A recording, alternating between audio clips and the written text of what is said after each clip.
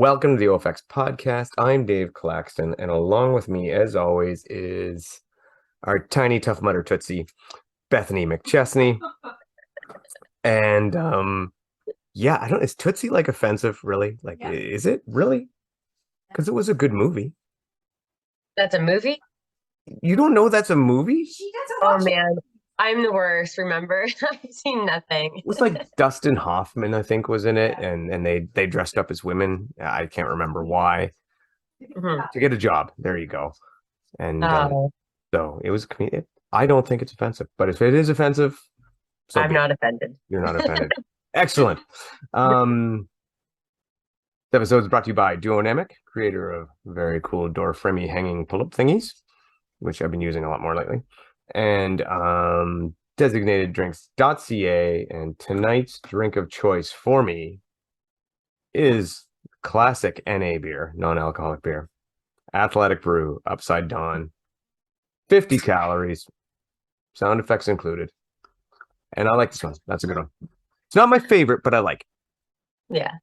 I have a stout. So Libra, I've actually liked a lot of their beers too. I find their stouts comparable to the Athletic Brewing stout also, but this one's made in PEI. So again, small company, Canadian, local, all of theirs are except Athletic Brewing. So this is the Upstreet Stout by Libra. There you go. And the art department is having a free wave. Athletic Brew. So Nice. And very- I agree about the Libra stout. It's really good. yeah, Libra Stout apparently is really good. But wasn't it Libra that made that pumpkin spice one that I really didn't like? Yeah. I was not a fan. Bad move. Anyway, all right. Moving right along because we have things to talk about, a lot of things.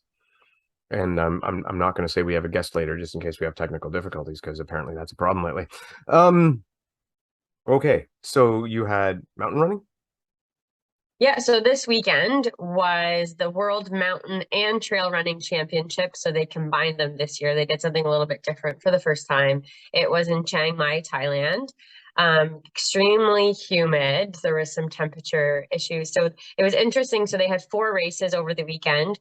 They had the vertical kilometer on Friday, and then Saturday was the long and short trail races. So the short trail race was 40K and the long was 80K.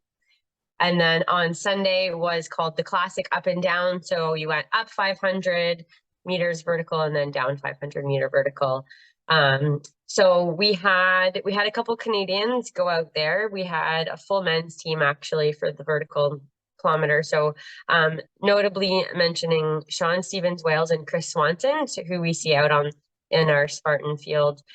So Chris Swanson was 37th. He had a good race. There were 2 other Canadians ahead of him, but again, we're kind of just mentioning our OCR athletes in this mix. And then Sean Stevens was 47. So he did have some stomach issues.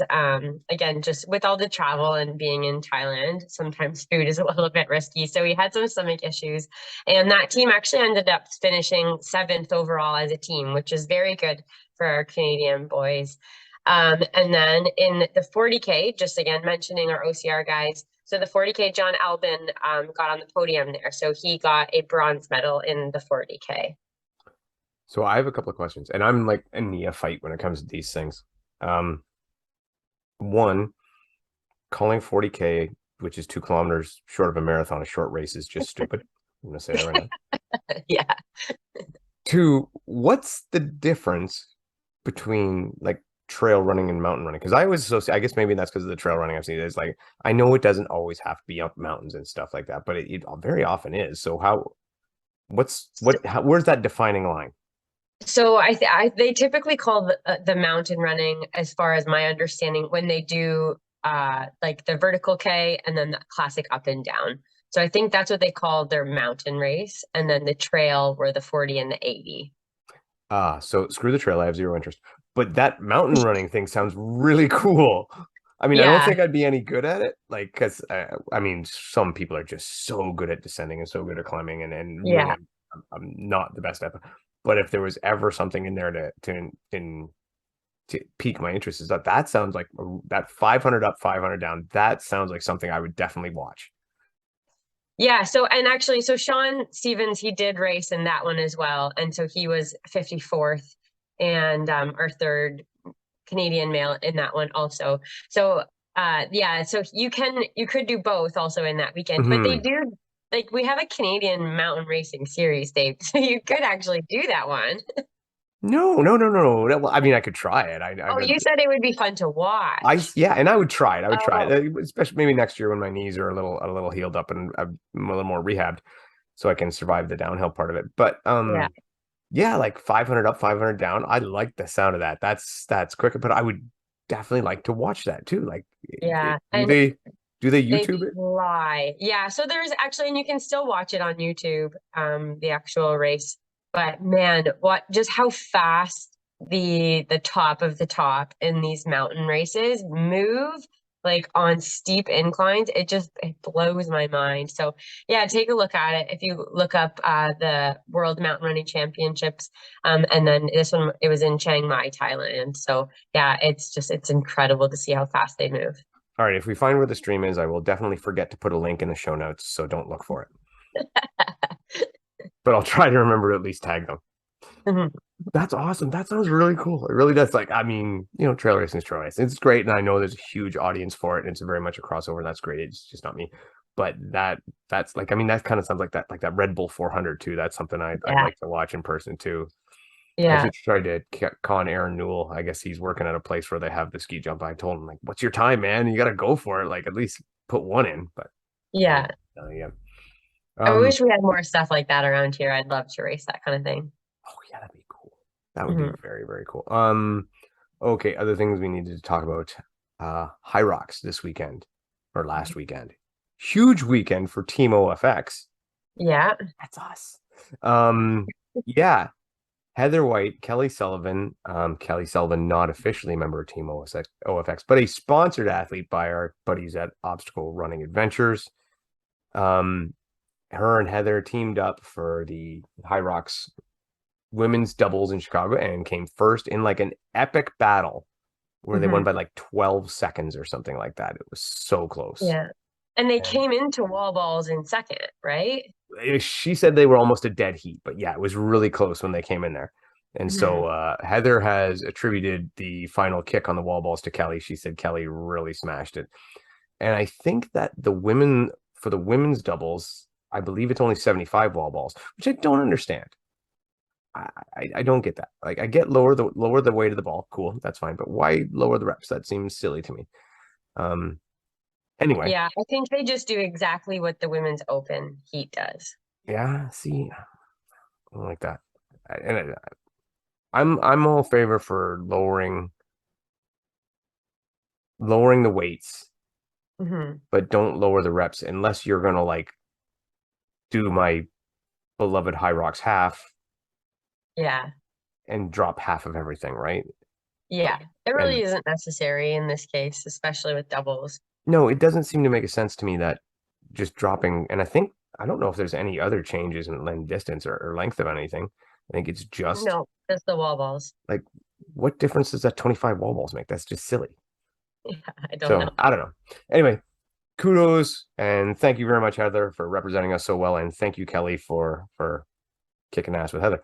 And then also Dylan Scott coming first overall for the men pro division and breaking 60 minutes with, I believe it was a 58:38 Yeah. and around there. So obviously a PR for him and putting him in a good line for qualifying for, well, he's obviously qualified now for US championships, but likely even if he does not podium at US championships, that's probably a good enough time to get him into worlds. So that's awesome news. And that's what I said, 58:38.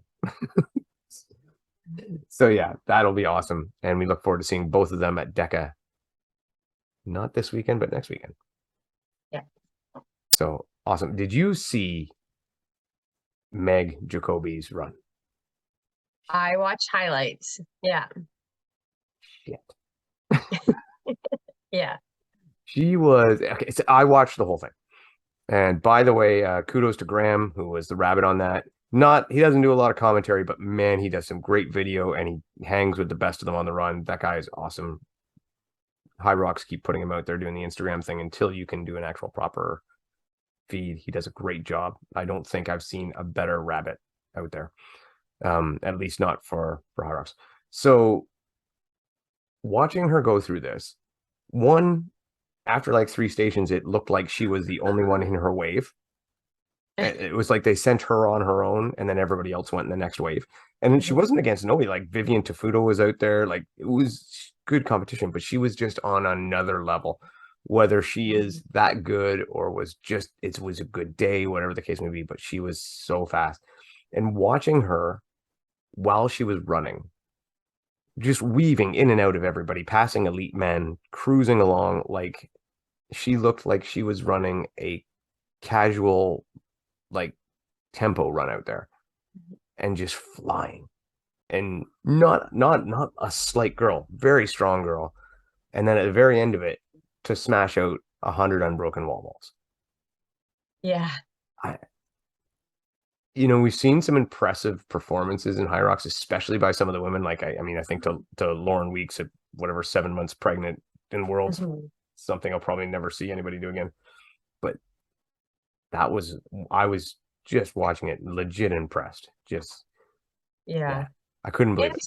And to do it solo, like I think this is one of those times when I think it's great having training partners and people to push you, but when you're someone who has to do a lot of your training on your own, it's times like this. And the same thing happened to Dylan. He ended up a bit in no man's land, and he also does almost all of this training on his own. So when you learn to be able to push yourself to that other level in your training, without people around you, and without eyes on you, then when you end up in situations like this, it's just like training. So you can still you can find that other gear because you're just so used to doing that in training anyway. So I don't know much about Meg, but if she is someone, I'm assuming she probably does some training, a fair amount of her training on her own, to just be able to get to that level of push completely solo without someone right by you kind of pushing you. Yeah, and she's part of that Noob Sanity crew, which again, an awesome OCR and apparently hybrid racing crew, like Jared Newby and so on. They do great stuff out there, and that's a place that's on my bucket list to go visit. Is their setup? They have like a great gym, and then across the street or something like that, they have like a little ravine. They do set up OCRs, and definitely a place we need to stop by and see. We may need to take an OFX road trip to Noob Sanity sometime, because it would be awesome. Dylan too, as well. When I talk about her in the zone, Dylan, no different, looking so relaxed. When Graham went out there and first caught up to him, switched from the men to the women to the men, and he started videoing Dylan. Dylan's like, "What was the score of the football game?" And chit chatting as they go. And again, Dylan looked fast, looked smooth and fast. The khakis were in full effect. Everything was rolling. I actually had someone ask me if OFX was going to supply Dylan with some proper running shorts. And we would gladly, but I don't think he'd ever wear them. Well, he wears the khakis by choice. Yes, Dylan is not homeless. He can afford another pair of shorts, but he chooses to wear his grandpa khakis. And I, for one, am a supporter of wearing ugly shorts in competition. That's the way you should do it. It was great though. Awesome. I really enjoyed watching it, and can't wait till we get out there in Chicago for US championships. That's going to be a blast. And again, thank you, Dylan, for representing us so well. And thank you, Heather, and look forward to seeing you both in Atlantic City and smashing some DECA shit. That wasn't meant like as a funny thing for DECA Fit. It just came out as DECA shit. Moving right along. Okay. So last week we had Johnny Maris on, but he wasn't on because it didn't work.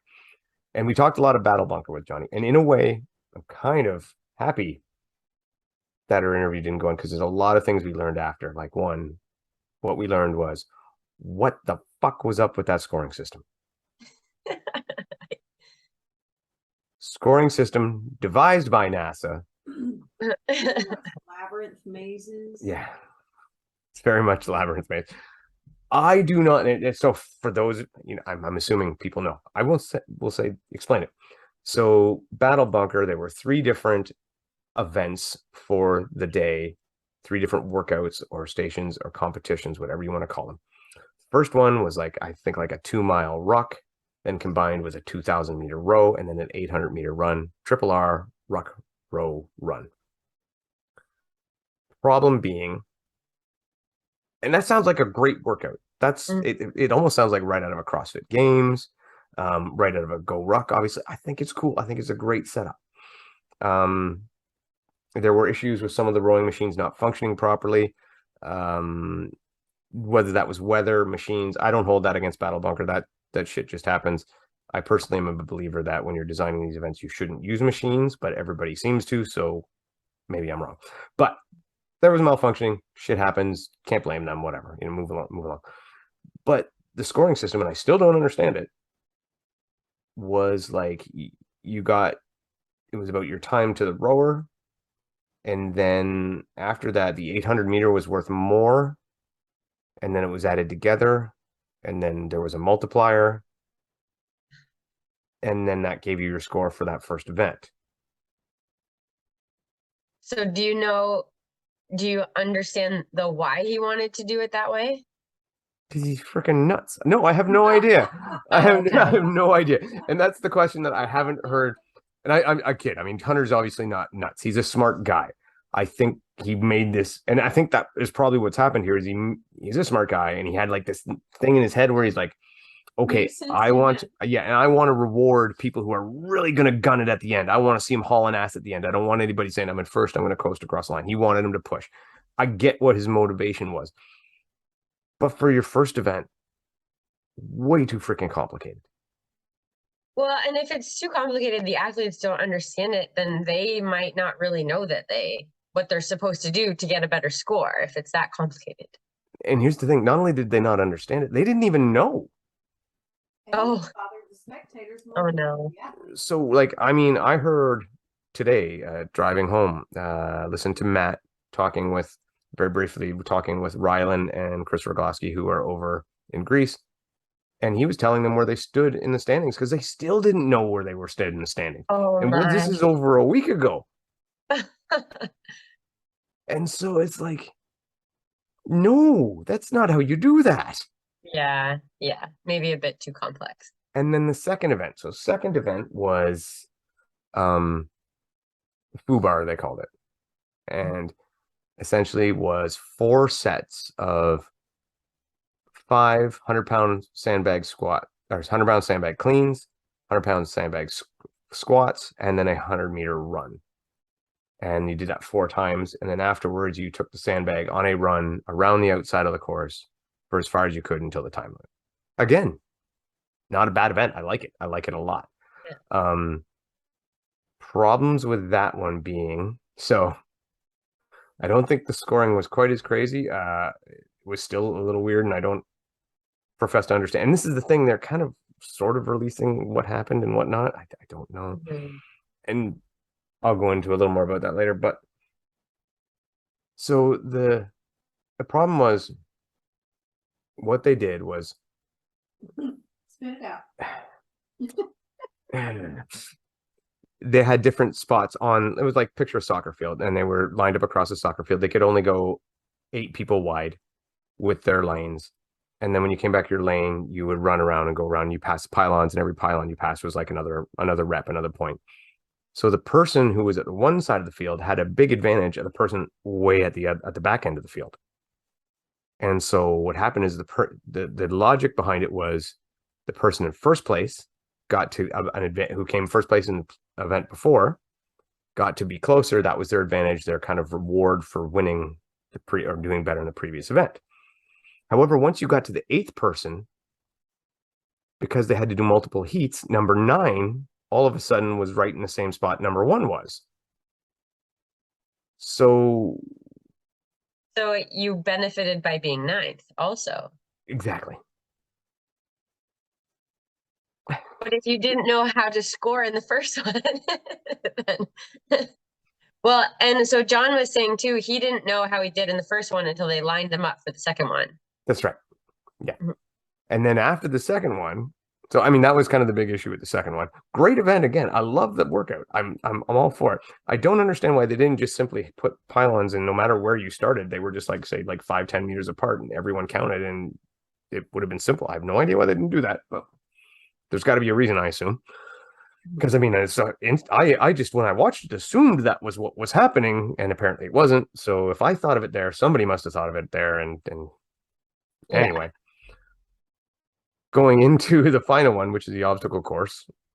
Again, most people did not know where they stood until they got said, "Hey, you're going to go here," and then away you go on the obstacle course. And then at the end of the obstacle course, which was scored normally, time across, finish, no craziness. But at the end, like everybody's kind of standing around having no idea who won, no idea who was on the podium until they pick people, and people are like, how the hell did that happen? And no explanations offered. And then a week later, you're getting the scores. And I'm like, there was a lot of good things about that event. Yeah. A lot of stuff they did right. Cash on the podium in hand, great job. The workouts designs, great, really good. There were issues. So I had some issues with the broadcast, but they were trying different things, and that's cool. I like that. The guy, Austin Alexander, he seemed legitimately like he wanted to, there's a lot of people trying to do a lot of the right stuff. Mm-hmm. But man, this, like I said, NASA orientated scoring, just, I don't understand why when you finish a race, it should take 2 hours to decide who won. Right. And then why you wouldn't want to tell the athletes beforehand how the scoring is done. Yeah. I get some of this military, you got to be ready for anything. Great. But this isn't the military. This is a competition. And in competition, you need transparency of the rules and the scoring system.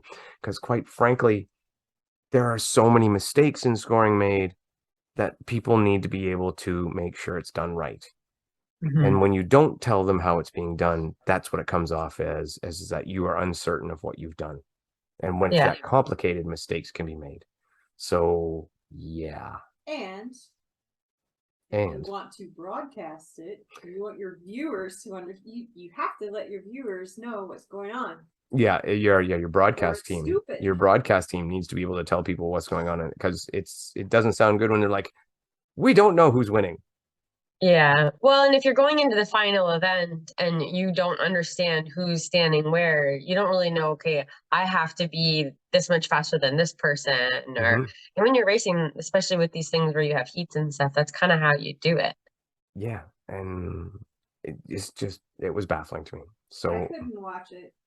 Well, anyway, beyond that, just I think some good people trying some good stuff, but there was some big misses, and there was a lot of upset athletes that I've talked to.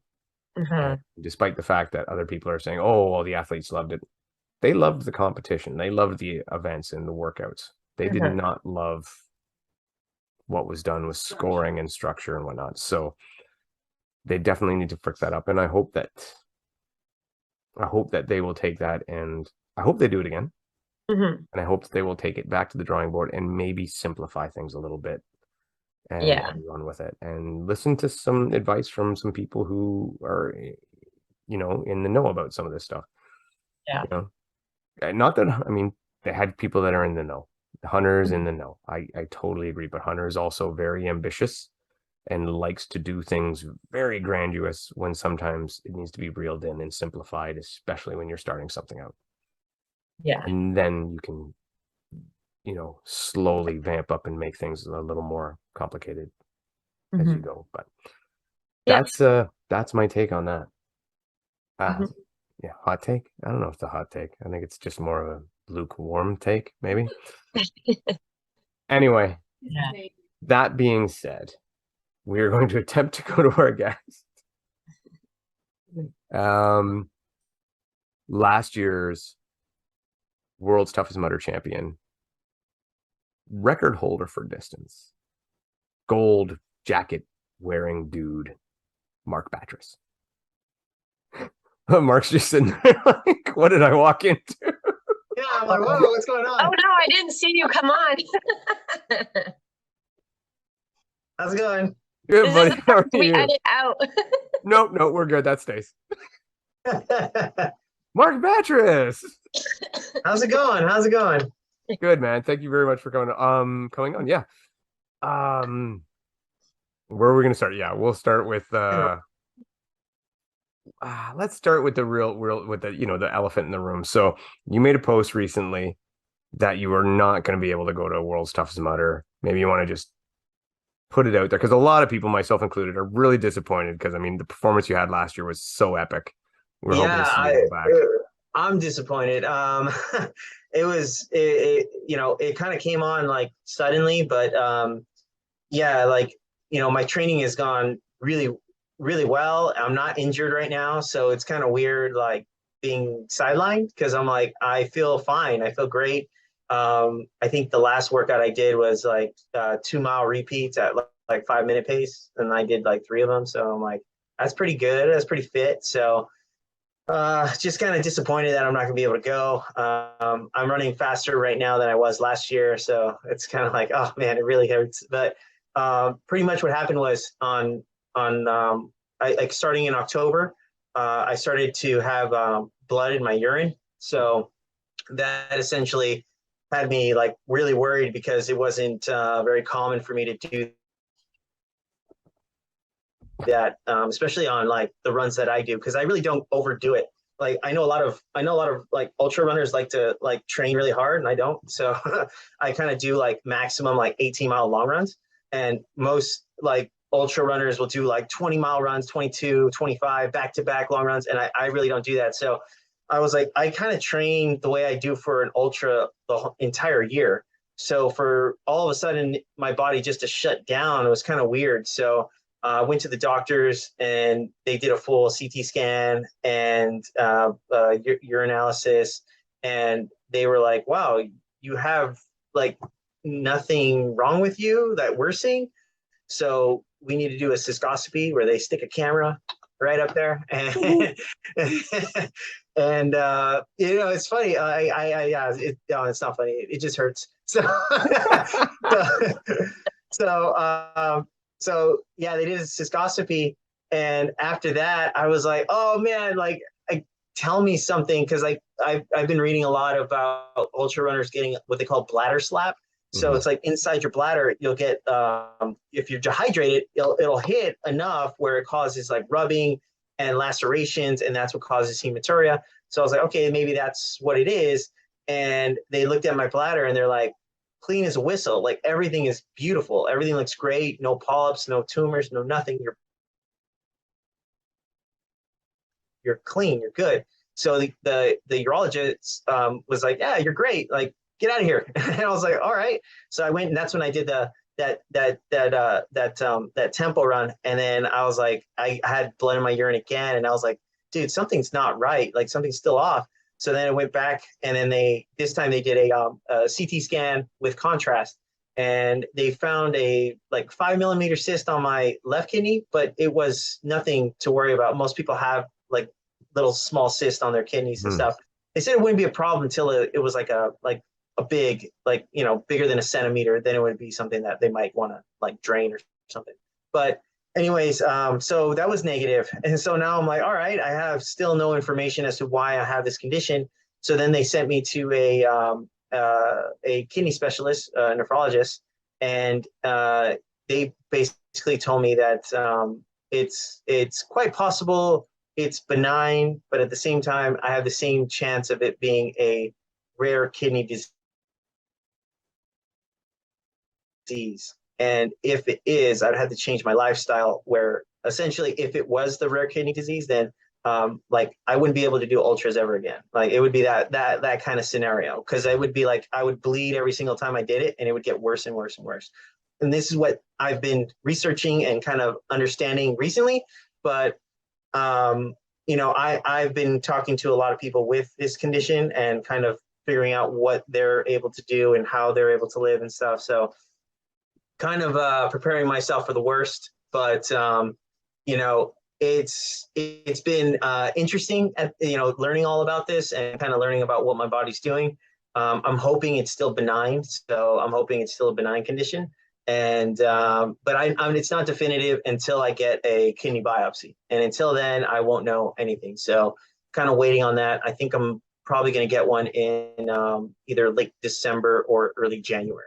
So that's my scenario right now. So that's why I'm not doing World Stuff, is because I don't know whether or not I'm in that camp, and if I am, then basically it would cause a situation where it would shut down my kidneys and be a bad situation. So that's my message is that's why you go all out all the time. You don't know when your last race is going to happen. You don't know when it's going to, like, it could be taken from you. And I'm like, I'm glad that I did. Every single race I've done, I ran as hard as I could. So I'm all good. So Well, worst case scenario, if you aren't, I shouldn't say worst case scenario. If you can't run ultras anymore, you can still do Spartan 3Ks for the national series next year. So I mean, just yeah, as fast as I'll be okay doing that. Yeah. There you go. Yeah. Well, obviously, we all hope that everything turns out well, but that being the case,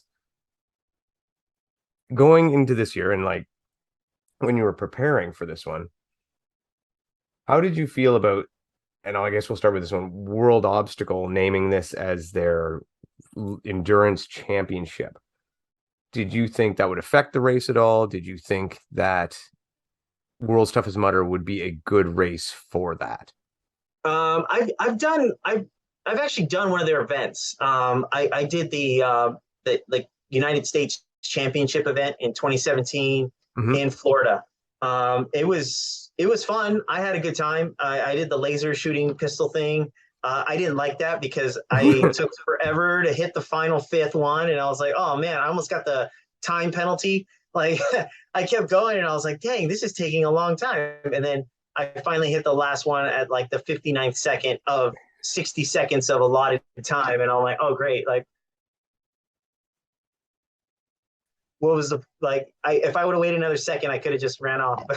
But yeah, I mean, I think I wasn't too worried about it because I'm like, they really don't do anything. Like they offer no obstacles, they offer no insight, they offer absolutely nothing. So it's kind of like they just have a presence there. So I was like, oh, I'm gonna get, if I win or if something happens, I'll get another award attached to this event, but I don't think it's going to be anything serious. So I was like, it is what it is, because like I guess I feel kind of like sour towards it because I won the national championship and then nothing happened after that, and then they had other events and other things after that,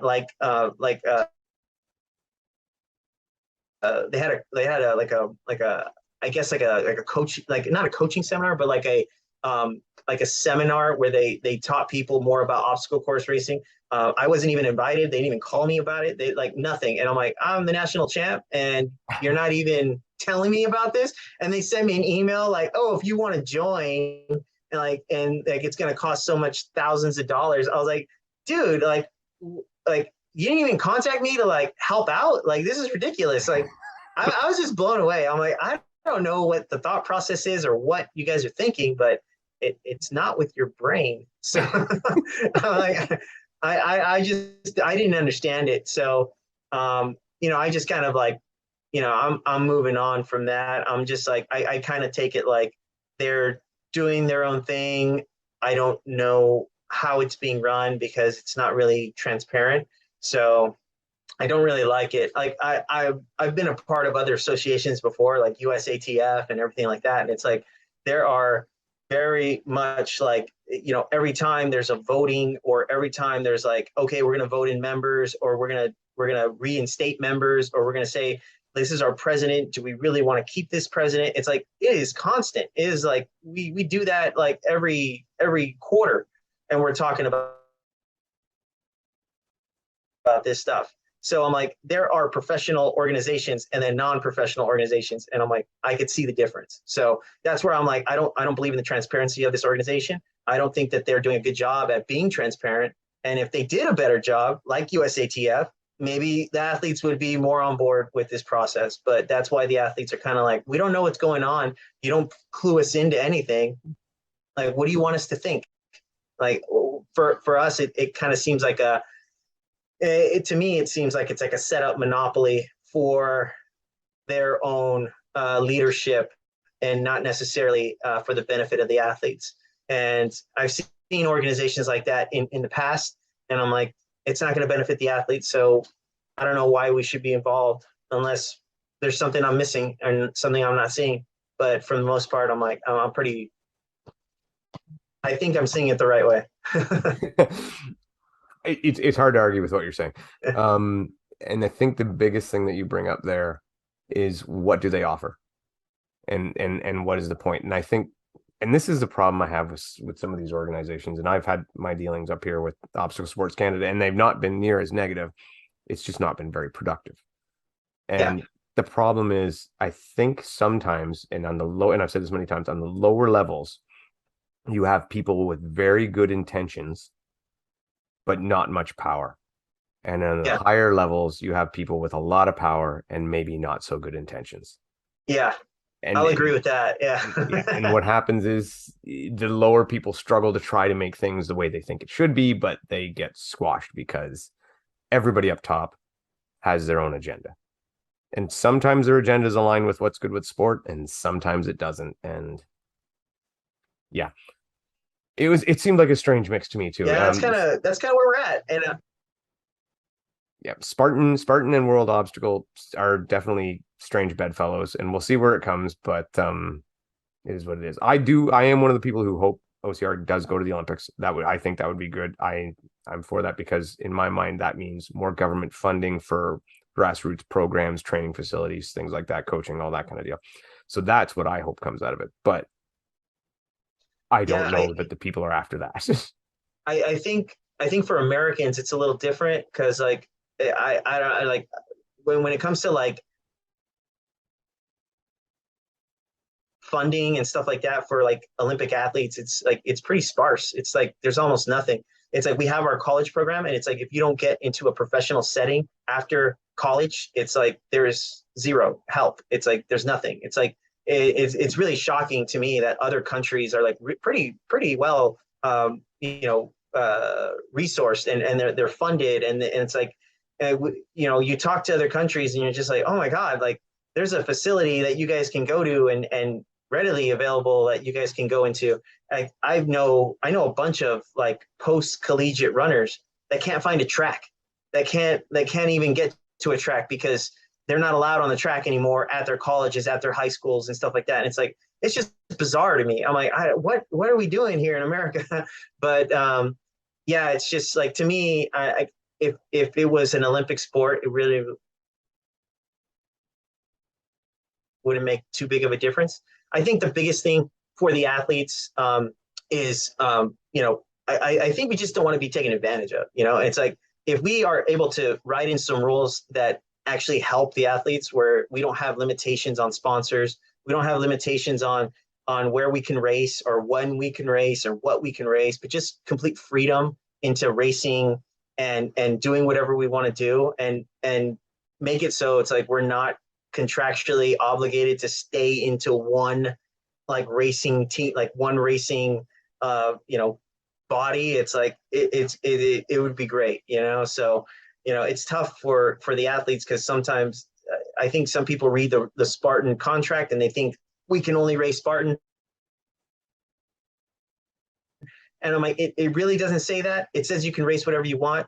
Don't be talking about it like all the time.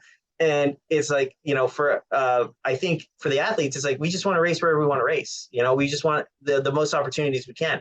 And if we had a governing body that was looking at the athletes, we should have literature that says, hey, if you want to be part of the OCR thing, and this governing body, you can't force athletes just to race one thing or race one race or do only certain races that you want them to do, unless like it's a certain type of contract that you guys both agree upon or something like that. I don't know, but it's like there's a lot of nuance that like a lot of people don't talk about, and it's like we just get it in contracts and it's just thrown to us, and we're like, oh wow, interesting, look at this brand new stuff. So I hope that like if it's really for the athletes, then it benefits the athletes. It's like this is something that's going to benefit the athletes, and that's going to be something that's like very open, very just just like everyone agrees upon, that's just like like I guess common sense, but in a document that people could say and like, oh, that makes sense.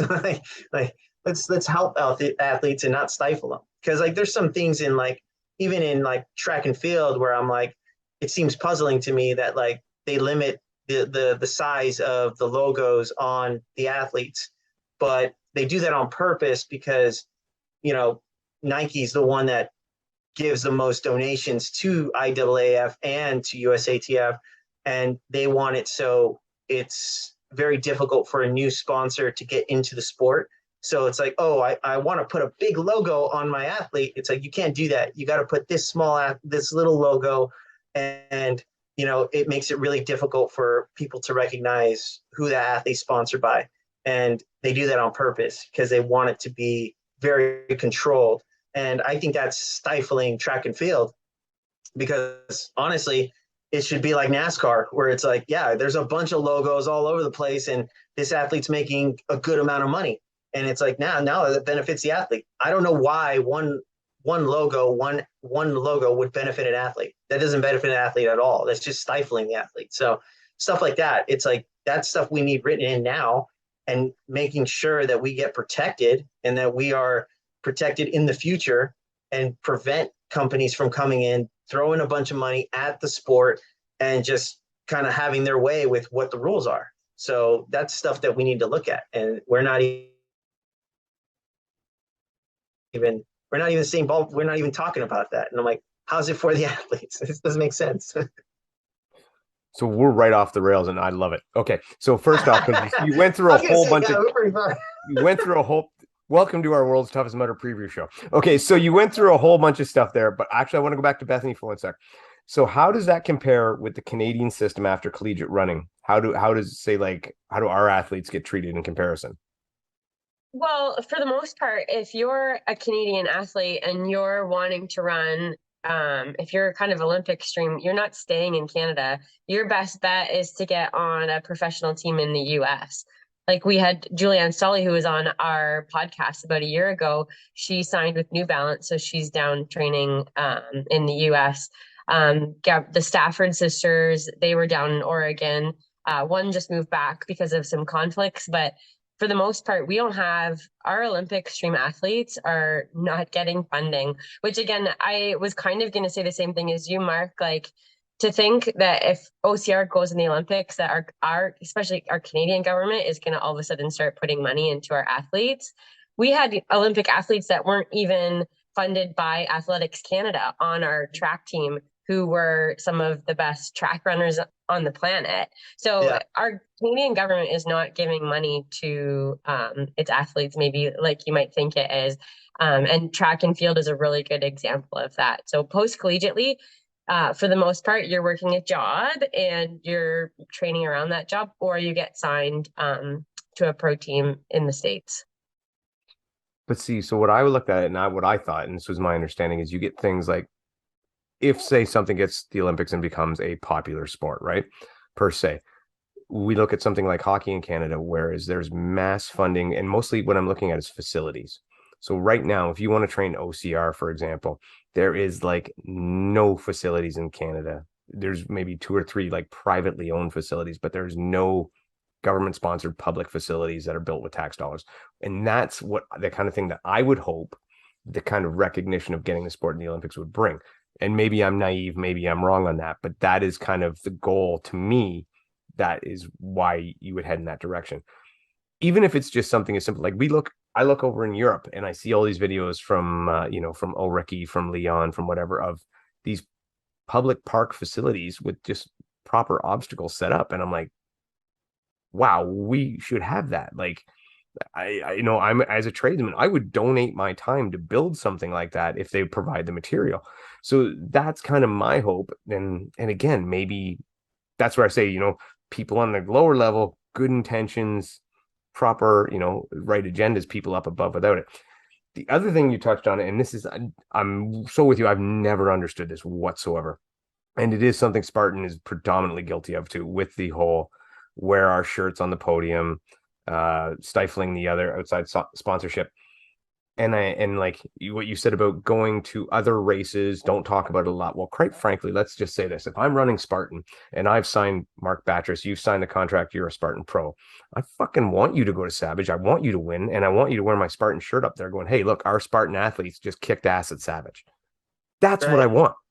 Because that promotes, right? Yeah. Having everybody at a Spartan race in Spartan shirts does fuck all. Yeah. You know, there's a Spartan logo everywhere. There's one up top, there's one below, there's one on the podium, there's one on the shoes, everywhere. You just, but it means more when you go to a different race and then put on your Spartan shirt. Then it's freaking cool. What I want to see is guys like you on a Spartan podium wearing a shirt that says Jeep, Subaru, you know, Yamaha, whatever. That's what I want to see, because then those companies will be willing to throw in money because they're getting the promotion. They can compete against each other and have the best, you know, have their teams win, have their athletes win. You know, and like you say, with track, they limit the size and stuff, but you do, you by doing that, you're cutting your own throat, because yes, Nike's got this great sponsorship and they're putting in a tons of money, but they're also holding you over a barrel now, because they'll make it so that other sponsors won't step forward. And then when Nike says, you know, we're not going to give you as much, or we want this to happen, or we pull our plug or whatever, when they now control the industry through their business. And that's where it gets really bad. Yeah. Yeah. So, like I said, all world stuff is mine. All right. Yeah, I think we got that out. We're good. We're good. Yeah. I don't even know where to go now. Yeah, I mean, what do you guys want to talk about in terms of world's toughest? Like, you want to talk about the men, the women, the facilities, everything. There's a lot to go over. Let's start with the facility. Start with the thing, because I mean, this is obviously not Pensacola. Yeah, yeah. This is Alabama. We kind of raced there at for the national series in Spartan in 2019. It was the second spot, and it was Alabama, and it's like probably like 20 minutes down the road. So kind of familiar with the terrain, kind of understanding what's going on, but not the same spot. It's like I understand like what basically is going to happen, because like I don't know, I don't think the terrain's going to change that much from a 20-minute drive. But for the most part, I think it's going to be really like rutty, very rooty, like lots of roots and ruts and stuff like that. There could be some single track area where like they have to go through certain like trails, which could slow people down, because I remember doing Laughlin, and it was pretty wide. There was some areas where I can pass people very easily. I think this one's going to be really tough to get around people. And with the mud and the ruts and all that stuff, I don't think it's going to be that quick. I think it's going to be pretty slow. It's looking like you're not going to be able to get that top end speed going. And because of that, it's going to slow everything down. For the most part though, we're going to see a lot of information off the first lap. Mm-hmm. If we see a sub 35 from the first lap, we can anticipate a fast course. But if we see anything above like a 38 to 40, it's going to be a long day. So kind of going off of that, I think if the first lap, if the pack is coming by between 35 to 38, we can most likely see a pack breaking 100. If it's 35, if it's 38 and beyond, we might get one person to break 100. So it's kind of one of those kind of scenarios. Yeah. And the weather looks good too. The weather looks a little shaky, actually. The weather looks shaky. Cold. Sorry about that. It's cold. Yeah. It starts at 68, 65 during the high, and then it drops down all the way to 35, which is going to suck. So everyone's going to be in wetsuits. Everyone's going to be cold as shit. It's not going to be fun. There's 10-mile-per-hour winds coming. So it's going to be cold, windy. There's a lot of problems going on with the weather. To me, it's going to be tough. I think equipment experience is going to play heavily on this one, more so than Laughlin. Laughlin was like, I ran in a shirt the whole time, and then actually I was shirtless for most of the race. And then I threw on a shirt, and then I threw on a jacket, and I was fine after that. So this one's going to be a lot more complicated. Yeah. I don't think there's any way you get near as many. Like you said, there was 600-mile guys last year. I don't think there's any way you get near as many this year. I think that cold will bog everybody down, and I think the train's going to be much slower than Laughlin. When you went into Laughlin, going into there, did you already know in your head that this is going to be a fast course? Because because from my experience, I did it in 2017 in Vegas, and then when they went to Atlanta, I had already known that it was going to be no way that it was going to be as fast because you got the mud and stuff, and like Vegas has always been, it's pretty much desert, so it's dry. There's no mud. I mean, even when they tried to make mud, it wasn't mud; it was just wet rocks. Yeah. But I don't. So because of that, I say there's no way. I don't. You have some amazing talent going there this year. Yeah. Like some great, maybe the deepest field yet. Yeah. Yeah. I'm looking at, there's a couple guys I'm looking at right now that look pretty strong. So I guess we could segue that. Yeah. Jump into that. Going into the guys field. I think the guys I really am looking forward to like good performances out of. You're looking at Mark Gaudet. He was the Spartan champion last year for Ultra. He's done many ultras before. He kind of knows his pacing now. He knows what he's doing. He knows his fuel. This is not his first rodeo. He knows what's going on. And I think he's going to be very, very hard to beat. Tyler Veerman got second place at Ultra last year, and he is having one heck of a season right now. So he is coming in hot. I would be looking at those two guys as as probably the guys I'm worried about the most. Of course, Trevor Sykos. He is a possessed man when he becomes one, and he knows what's coming up. He knows that, last year when we were done with that race, he was like, I know what I need to train for, and it's going after you. And I was like, whoa, man. He's very intense. He's very, very strong. I like looking at him towards the end of the race. He looks stronger at the end of the race than he did in the middle of the race. He is very, very experienced in what he's doing, his fueling, his understanding of the course, and strategy when it comes to the bands and stuff like that. He's very well versed. He knew exactly when to use things, when to use them, how to use them, and what obstacles to use them at. Very smart guy. Trevor Sykos, he's going to be great.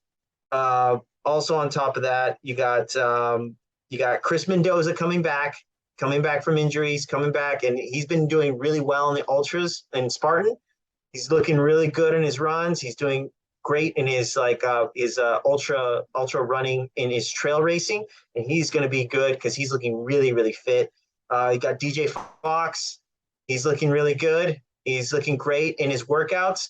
I remember last year looking at his workouts, I was like, oh, okay, he can run, nothing crazy. This year, he's actually put in a lot of work. He's actually put in the work, and he's looking fast now. So now his speed is actually coming around, and that can help. That's going to help him out in attaining 100 miles on this really tough course. And who else we got? Scott Brown. Scott Brown is from UK, and he's actually done some really extreme ultras, and he's been formidable, and I think he's going to be pretty tough to beat. We also got Austin Azar. He's coming back. He's looking good this year. I saw him at North American Championships, and we finished really close together. He looks strong on the downhills. He looks strong in the uphills. He looked really tough, and he's looking fit. Probably the fittest he's been in a long time. So I'd be worried about Austin Azar on that one. And then we got possibles like on the radar. I've heard of this guy Anthony Kinkle, and I'm not sure if Joshua Reed is going to race. I believe he is. Yeah, and now he wasn't on the contender list, and I'm like, Joshua Reed's got wheels, man. He can run. So it's just a matter of how he's going to feel at 70, 80, and if his body holds up on obstacles. But for the most part, I've seen nothing but good things. So I'm expecting him to be up at the front with Mark Gaudet and Tyler Veerman at the start, and really challenging that front pack, that pace. So yeah, the men's field is looking great. I think it's It's going to be awesome, and I can't wait to see it. That is 100% the deepest men's field ever for a WTM, far and Yeah. away. And that's no you, no Atkins. If you and Atkins were both there too, I mean, that would just be unbelievable. But questions I have out of that, yeah, like you say, will Joshua's shoulder hold up? And was that just a one-off thing from that one Spartan race? Is it better now? Because that can be huge. And we do know that Tough Mudder has a lot more hanging obstacles and puts a lot more pressure on those shoulders than say an average Spartan race. So you can hold up for that. Right. Austin Azar, if I remember right, I think it was 2016, which was a very difficult course. He nearly put in 100 miles on that one. Or did he quite crack it? I'm not sure. I think he did. I think he got the jacket. I think he has an orange jacket. Yeah, he no, was one of the guys that did it, and he had a good performance. Yeah. Yeah. So those guys are good. And then I mean, Gaudet and Veerman, no, those are the two, the dynamic duo that did the Spartan 24 hours together until the very end. So you know that they can haul, and they'll have a nice little competition at the end. And I don't think you could have said it better. If you were to put right now a list of who is hot in OCR, Veerman would have to be on the top. Between Veerman and Shadag, those are the names that we've heard all year that have just been coming out of nowhere. And he is right. I mean, he proved it in Vermont, just how fit and how fast he is.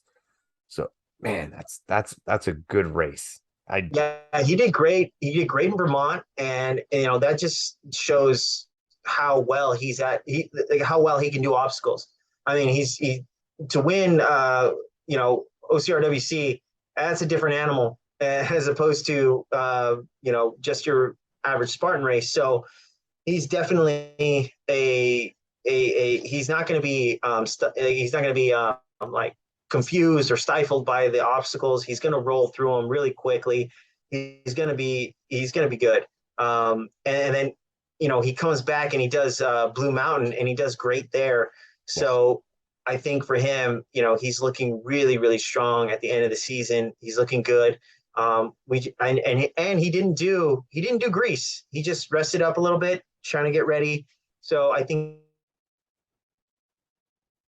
he's prepared and he's ready to go. The miles he did for in prepping for Spartan Ultra, I think he's ready to go. So it's gonna be a good one. It's gonna be good. It's exciting just to know that 9 guys potentially can get 100 miles is going to be awesome. It also depends too on the like what the obstacle failures are going to be. The penalty situation. Yeah, the penalty situation is going to be big. If they're having them do loops or something that is taxing physically, that's gonna weigh on them heavily, especially if it's 30 burpees. No. Oh fuck! No way. No, I don't. You saw this, Beth, but apparently earlier today I saw a bit of it, and Will Hicks had Joe DeSena and Ryan Atkins on live, and Joe says he wants to put 30 burpees as penalty into Tough Mudder for World's Toughest Mudder now. Well, I did see that clip get posted around socials. Yeah, see, that's the thing. That's what people don't understand. The reason why World's Toughest is such a great event is because they don't have to do that stupid passport, like, hole punching garbage that Spartan has. It's like, every time I see that, I'm like, what are we doing, guys? Like, this doesn't even make sense. You're making sure that people get their hole punches so that they can come in and do all their burpees all at once because we want to make the penalties burpees. And I'm like, that just shows how bad of a penalty burpees are. It just shows that it's not a good penalty because now people have to stay in one spot and they have to referee and they have to do all this stuff. And it's like, but if you tell them go run a lap, it's like, oh, I have to run that lap. I come into this section and I exit out that way. And the referee just sees where I'm going. Perfect. Done. End of story. I have to crawl there. I have to go underneath the barbed wire for that long, turn, come back. Perfect. You went in, you came out. We're done. It's like burpees are by far the worst penalty on the planet. And to do it in a 24-hour setting with so many obstacles is like, it's stupidity beyond all stupidity. It's dumb. It's like you're shooting yourself in the foot. And that's why a lot of guys struggle to get 100 miles in Spartan not only the terrain and the sheer difficulty of where they put it, but also the system of how they have their penalties is just ridiculous, and it causes them to have so much like confusion, and just like you have to check in and you have to look at your thing, and it's like, oh, it's just a mess. It's a mess to get your hole punch and have to wait for someone to do it, and it's like, oh, I gotta wait for someone to, where's the hole punch out? Who has it? It's like, oh, great. It's like, I've talked to everybody who's done ultra at Spartan, and not their favorite event when it comes to getting going, like doing it fast and actually trying to get miles done. It's like, it's very difficult. And to bring that over here, it's like, no, just, it's a bad idea. Joe knows it's a bad idea. Everyone who's operated that event knows it's a bad idea. Why do it here? Just don't get it started, and then you'll never have problems. Like, so to go slightly off the rails again for a minute, but in a similar direction, what the fuck was with that interview anyway? Like, Joe just came on there and all of a sudden starts spouting off like, oh, but 30 burpees in Tough Mudder. Do you think Tough Mudder? I think Tough Mudder people want it. It's about being hard. Nobody wants to be hard anymore. And I'm like, what the is he talking about? That's nothing to do with it. It's just daft. It's just a bad system. Yeah, it's a just bad a system. bad idea. You know what? Okay, here's my thing. Joe, like, you want it to be hard? Let's make it 30 like going pull-ups. back to like horse-drawn carriages. Like, wow, we got to be tough. We got to go back to horse-drawn carriages. No, dude, we got cars now. Like, why the hell would we do that? This is the stupidest thing on the planet. The thing fires up. I don't have to feed it. I just put fuel in it and I'm gone. It's like, what the heck's wrong with you? Why the heck would I go back to that? It's a bad system. It doesn't work. We've already proven a better system exists. Just go with that. It doesn't make any sense. I'm like, conversation's over. Like, I don't understand this. And that's what I say. You want it to be hard? Make it 30 pull-ups then, Joe. Okay, that's hard. Let's see who does 30 pull-ups. Yeah. Every obstacle. Like, it's not about being hard. It's about making a good race. Exactly. Right? Exactly. And in making a good race, burpees don't do it. When you have to penalize the penalty, that's just illogical.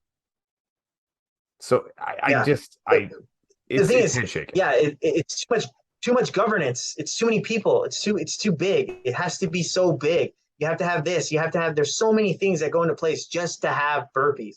Yeah. Well, just get rid of burpees. Then you get rid of all the, I would say, bureaucracy and governance, and you get rid of all that, and just have people do penalty loops and have them do their thing.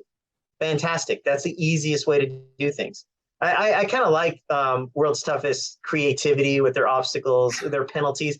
Most of the pros we don't fail anything. I had no failures the whole 24 hours. So it's like, there's nothing really to fail. If you're a pro, I mean, nowadays, I remember back in the day, there was a lot of failures with other people, but I think the training is, a lot more intense now. We kind of understand how to train our bodies to last that long. So for us, I'm like, the pros, it's a non-factor, but if you really want to do that kind of stuff, I mean, the only thing there would be penalties on would be like a spear throw-esque style thing where it's like, oh, sometimes the obstacle fails, sometimes, things happen. It's like, it's not necessarily the athlete that fails it, but sometimes the obstacle fails. So stuff like that you can't control. So, that kind of stuff, it's like, oh man, that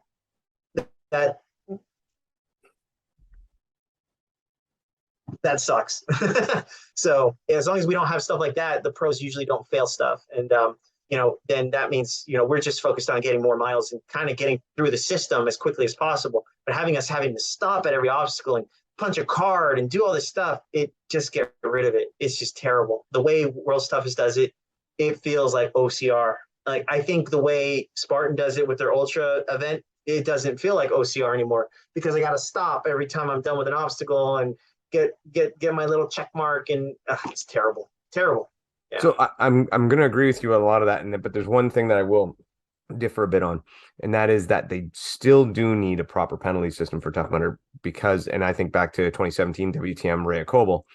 So in that race, penalties were penalty loops, strict, simple penalty loops. But Rhea failed almost everything. Like, she had like an extra 10 miles of penalty loops. So for that situation, I think they do still need to be there. And because I'm just thinking in my head, okay, if in that race I had seen Rhea doing dizzy bats 75 times, I was in my mind. So I'm with you. Penalty loops work great for WTM. That's what should be. Make it simple. And then make them real for the pros, for the elites. For the open, put in the craziness, put in the gamification, put in the fun stuff, carabiners, dizzy bats, flipping cards, whatever you want to do. Yeah. I don't care. For the open, put them in. They love it, and it's fantastic. But for the competition, competitive wave, have proper penalty loops that are appropriate for the obstacles. And I think in this situation we may see more failures due to cold, due to slipperiness and stuff like that. Yeah. It's going to be a tough one. This 24 hours is going to be real tough. It's going to be a test of who understands their equipment and who understands how to be wet and cold and be able to hold on that grip. I'm not going to lie. I'm actually not that great at that. I'm probably, I made some bad choices before with my gear selection. Like 2019 Spartan Worlds. I really should have put on like tight shorts, and that would have kept my legs a little bit warmer, stuff like that. It's like there's little nuances where it's like, oh, that would have helped. But just trying to, if you have experience in these conditions, it helps. So people on the we're all coming off the summer. That's the thing. No one's had like a lot of rain lately, so it's like we're all coming off summer weather. It's like it's going to be tough. It's going to be tough to see who's able to adapt to these conditions. So we went on about the men's field being really deep. The women's field maybe not quite as deep, but my question is, and correct me because I believe this is the case, does this come down to the K versus K show, Katie versus Chris? I think that there are some people that I'm excited to see. I think Katie Knight, Chris Roglowski, Callie. I think she's been doing really good in her events, and she's doing really well. She looks super strong at Battle Bunker. Yeah, we got Hannah Carta. She's doing good. She's looking good, and we got Morgan McKay. She's coming back. So I didn't know Morgan was going for this one. Yeah. So I'm like, oh man, she's got that mom strength. I see mom strength coming in. Been rocking some pretty serious abs lately. Yeah. So I think this field is going to be good. I haven't seen Morgan race lately, so I don't know exactly where she's at, but she's usually one of those ones that kind of like floats in and out, but then when it's toughest time, she really excels, and that's where she puts in a lot of her effort on. So be curious to see how she does, and I think she's not one to sleep on. I'm excited to see her perform.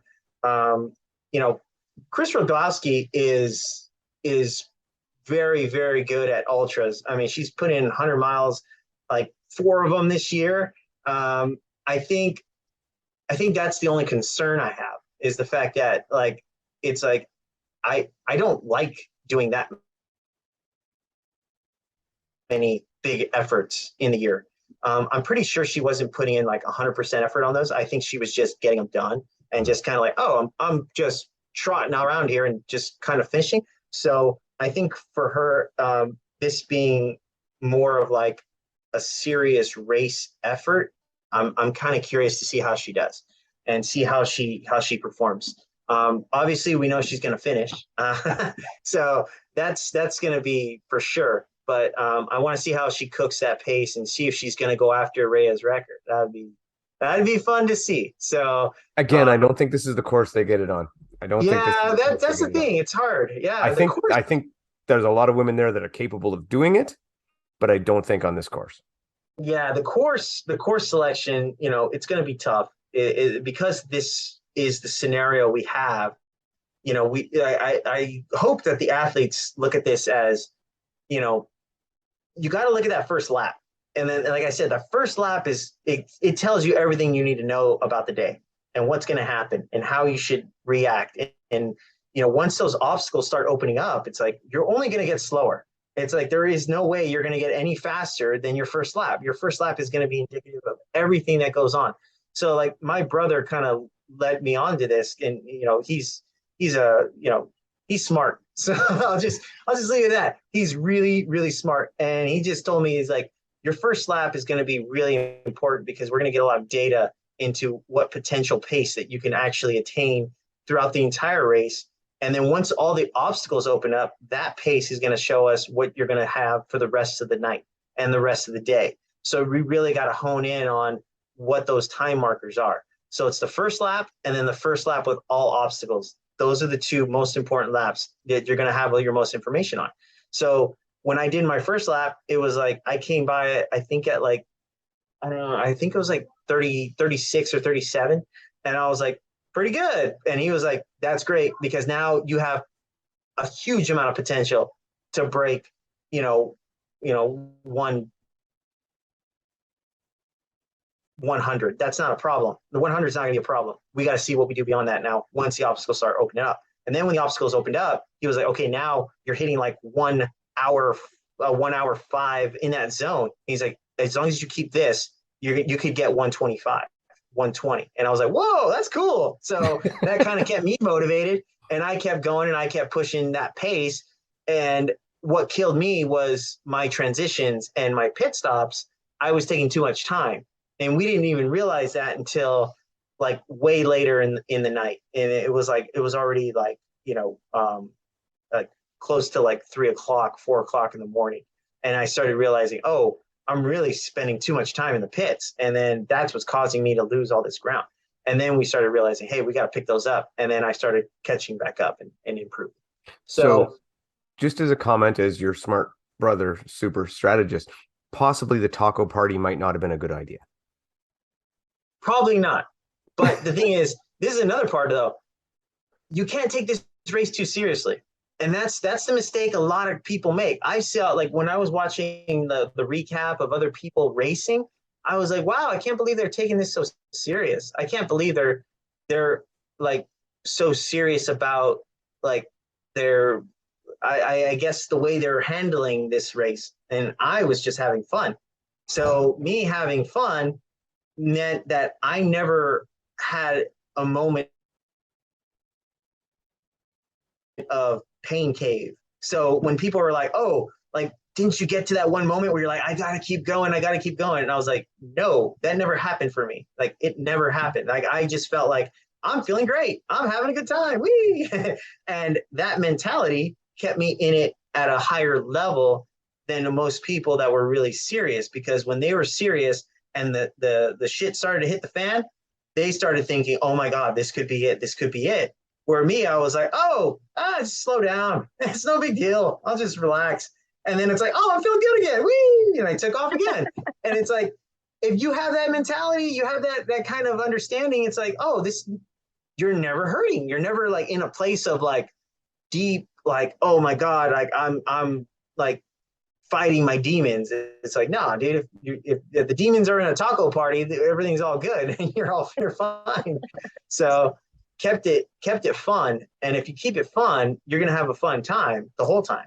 But if you tell yourself, oh my God, I got to get these miles, I got to go, I got to get, it's like, now you're stressing yourself out, and then you're already engaging in a bunch of stress. So you're just doubling down on stress. And now you're going to go into the pain cave and you're going to go into that deep, dark place. And it's like, you got to learn how to stay out of there. And that's how you do it. You got to keep it lively, keep it fun, keep it exciting. So, yeah. All right. Well, I could go on with this all night, but it does get late for us. But so I just want to go straight out. Picks for you got. Who are your top 3 men and women? Ooh, top 3 men and women. Oh man. Ooh. Yeah, I do like the top 3. I'm gonna say Chris, Katie, and Callie for the women. And for the men, I'm going to say, I want to say Trevor Sykos, Mark Adet, and Tyler Veerman. And, I think, man, there's a lot of good people there too. The men's is going to be tough. I mean, I'm not going to lie. It's hard to pick a top 3 out of the men's. And like I said, in ultras, anything can happen. Anything. I mean, like the there's a bunch of roots on the thing. Anybody twists an ankle, it's done. I twisted my ankle in a Florida race. It's like anything can happen in OCR. It's like it's crazy. So it's going to take a lot of focus for these guys to stay engaged for 24 hours. But yeah, those are my three guys, and it's mostly based on their previous experience, their previous performances. Trevor Psychos kind of knows the lay of the land. He's been in and out of wetsuits kind of stuff. Mark Cadet, Tyler Veerman haven't done that as much because Spartan really doesn't put you in water all too often, but they're still dealing with cold weather when they were doing that ultra. So I think they're prepared to go for it. So yeah, that'll be my top three, I guess. What about you guys? Who do you guys got? Beth, go for it.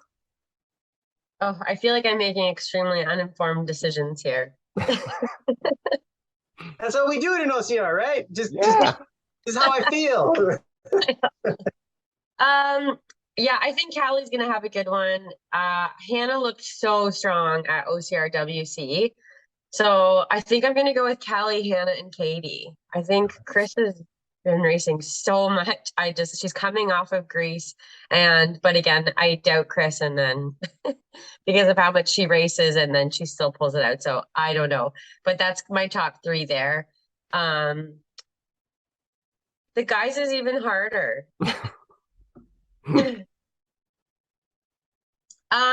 Yeah, so when you're talking about the weather though, I think this favors someone like Austin though. He's such a winter man, like is swimming in frozen rivers and stuff. So I think that could get him in there too if some of these guys struggle with the cold. So and I like putting a Canadian in the podium positions if I can. So yeah, I think Trevor, I'm gonna say Austin just to put a Canadian there, and then we'll let Tyler get on there with his golden season. All right. So I as well am waving the flag, and I'm going to put Austin in first, but not just because of the weather thing, but because, as Mark said, nobody is going to go out there and just purely enjoy it as much as Austin. He's just that free spirit that's going to go out there and just be like, oh, this is awesome, fantastic, great, until his body dies. So, and I mean, that's exactly what happened to him in 2016. He was loving it, having the time of his life, and then it just shut down. So if he can go one more lap beyond that before he has to shut down, I think he takes it. Second, I'm going to go with Mark Cadet for his ability to Austin's looking fit. Dude, Austin always looks fit. I had to sit in a hot tub with that guy. It's embarrassing. Horrible. He's looking good, man. So I'm going to go Mark Cadet with his ability to suffer, because he is, and he's great at this. I mean, there's no doubt about it. And then again, Tyler Veerman just for being on fire. And yeah, so but any one of those Psychos could easily win it, and it could just be up. So I mean, really, it's a crap shoot. It's rolling the dice. It's going to be hard to fill in this podium. I think it's going to be last lap. You're going to have 3 or 4 guys fighting for that third spot. It's going to be exciting. It's going to be so exciting. It's going to be awesome. I think the person who wins it might win by a lap.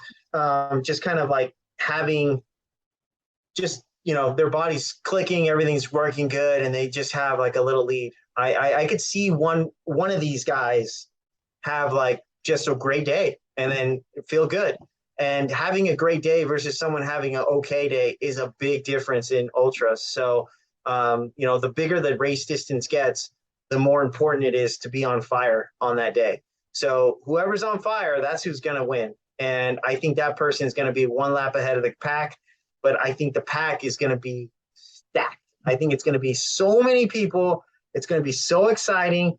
And I expect the last lap to be like just people